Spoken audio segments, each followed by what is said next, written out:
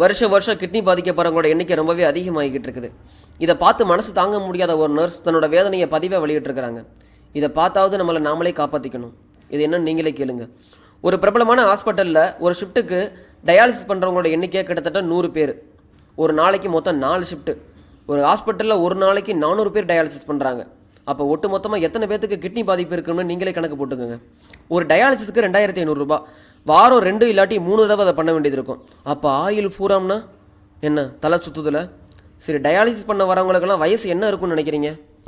5 வயசு குழந்தையிலேருந்து +2க்கு எக்ஸாம் எழுத போகிற பையன், கை குழந்தையோடு வர்ற தாயின்னு எந்த வயசு வித்தியாசமுமே எல்லாருமே இந்த கிட்னி பாதிப்புக்குள்ளாக இருக்கிறாங்க.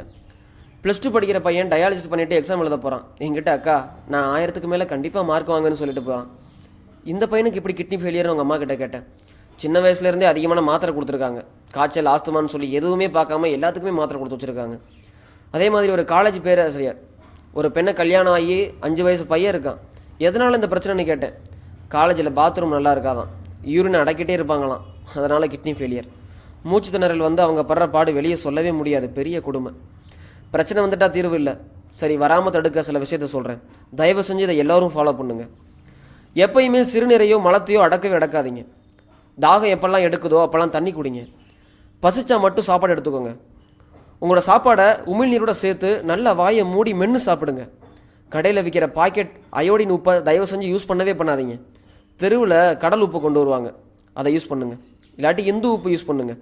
பிஸ்கட்டு, பாக்கெட்டில் அடைச்சது, கூல்ட்ரிங்க்ஸ்னு எதையுமே தயவு செஞ்சு அறவே தவிர்த்துடுங்க. வசதி இருக்குன்னு கடையில் போய் இனிப்பு பண்ணுறோம், நூடுல்ஸு, செயற்கை நிறைமூட்டி இருக்கிற எந்த பொருளையுமே தயவு செஞ்சு வாங்கி சாப்பிடாதீங்க. ரசாயனம் கலக்காத இயற்கையான முறையில் விளைவிக்கப்பட்ட உணவுகளை மட்டுமே சாப்பிடுங்க. மரபணு மாற்றம் செஞ்சு இப்போல்லாம் நிறைய காய்கறி பழங்கள்லாம் வந்துக்கிட்டு இருக்குது, அதை வாங்குறத அறவே தவிர்த்துடுங்க. வலி மாத்திரையை தயவு செஞ்சு யூஸ் பண்ணவே பண்ணாதீங்க. தலைவலி, காய்ச்சல் வந்தால் அதை தாங்கிக்க பழகுங்க. வீட்டு வைத்தியத்தையே பாருங்கள், மாத்திரை எடுக்காதீங்க. ஓடி போய் உடல் கழிவுகளை சரியான முறையில் வெளியேற்றுங்க. டென்ஷன் இல்லாமல் சரிவிகித உணவு எடுக்கிறது மூலமாக நிறைய நோயை உங்களால் தவிர்க்க முடியும்.